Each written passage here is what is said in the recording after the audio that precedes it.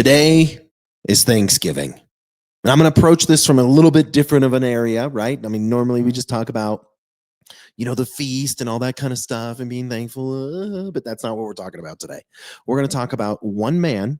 And a lot of people might be like, well, why are you talking about this guy? Once you hear the story, you'll just be like, okay. But before the Thanksgiving table, before the harvest, before the feast, before the survival of the Plymouth colony was ever assured, there was one man standing between two worlds, the old world and the new. His name was Squanto. And without him, the story of the Pilgrims in of Pilgrims in America would likely have ended in failure. Happy Thanksgiving and welcome to our republic.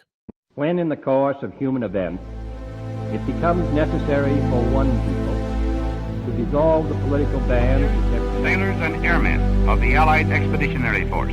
Well, I think it's time we ask ourselves if we still know the freedoms that were intended for us by the founding fathers. Not one small step for man. Those three hallowed words reverently dictate what you ought to be, what you can be, what you will be. We pledge to each other our lives, our fortunes, and our sacred honor.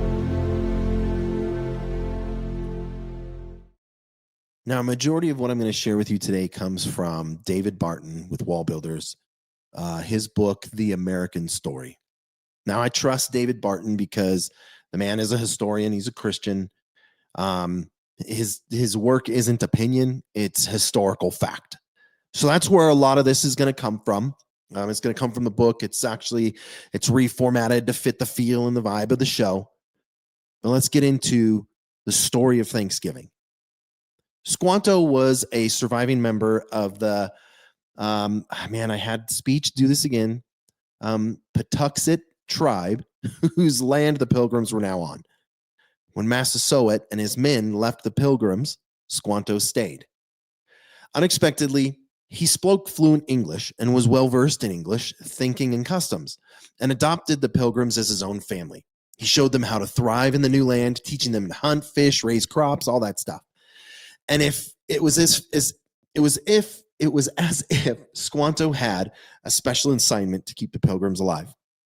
They became his sole focus. Now, and Squanto was more prepared than any other individual anywhere in the world to help the Pilgrims survive. He knew the new world because it was his world, but he also knew the old world, Europe and England, its thinking, habits, and customs. Excuse me. He was likely one of the only living people at the time who could effectively bridge the gap between the two cultures and the two worlds.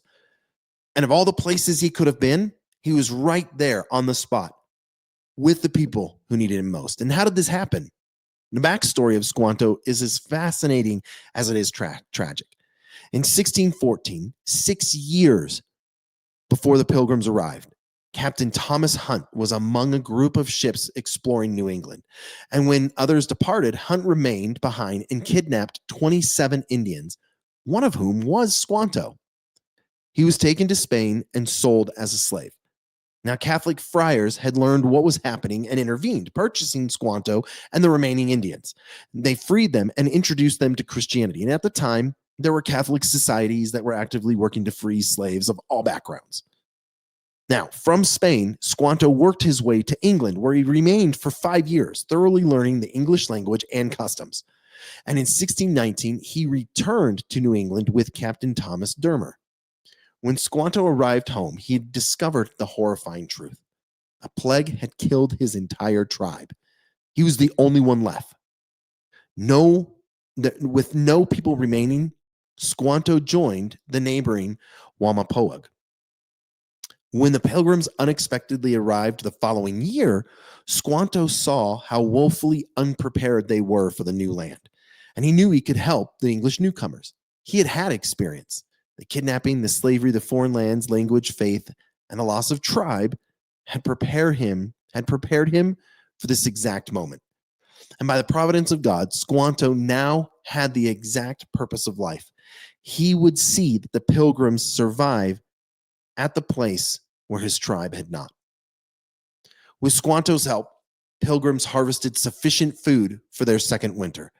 They had no surplus, but the conditions were dramatically improved from the previous year when half of the colonists had died. Governor William Bradford appointed a day of Thanksgiving. The Pilgrims were grateful that they could freely worship God. They had survived their first year, and with Squanto's help, they had had a successful harvest. They invited their Wamapoag neighbors to celebrate and give thanks to God with them. Chief Massasoit and 90 of his men came and feasted with the remaining Pilgrims. And they dined on deer, turkey, fish, lobster, eels, vegetable, cornbread, herbs, berries, pies, all that stuff. They also engaged in athletic competition, running, wrestling, shooting, all that. And Chief Massasoit enjoyed himself so much, he and his men stayed for 3 days. Now, what we hear, the common narrative today, claims that Indians hated colonists because of land-grabbing practices and racial disdain, right? That's a really good lefting point. You're on stolen land.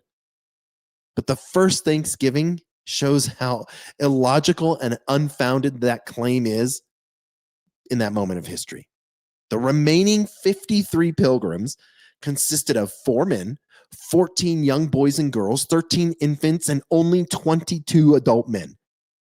Yet, the 90 people visiting from the Wamapoag tribe were all warriors. If there had been any ill will, the Pilgrims could have been eliminated in minutes, but they weren't. They were friends. But this isn't even the first Thanksgiving in America. Earlier ones had been observed as days of prayer, but this event birthed the tradition of Thanksgiving that included prayer, feasting, and fellowship. Squanto never lived to see the nation born from the colony he helped save, but his fingerprints are all over its survival. The crops that grew, the friendships that were formed, and the peace that held. All of it traced back to a man shaped by suffering and positioned by circumstances at exactly the right moment in history. His life reminds us that the future of nations often turns on the faithfulness of a single unknown individual doing hard work when no one else sees it. I really appreciate you taking the time to listen. I really do wish you guys a happy Thanksgiving. I wanted to share this side of the story of Thanksgiving so that way we could be reminded of God's providence in our nation. It's here. He helped us form it. And I'm going to be honest, without God and without his son, Jesus Christ, dying for us on the cross, there is no life. Remember, history isn't boring. It's the story of loss and restoration, of faith and survival. It's the story of one man who lost everything, crossed 2 worlds, and became the reason a future nation survived. Happy Thanksgiving, and I will see you next time.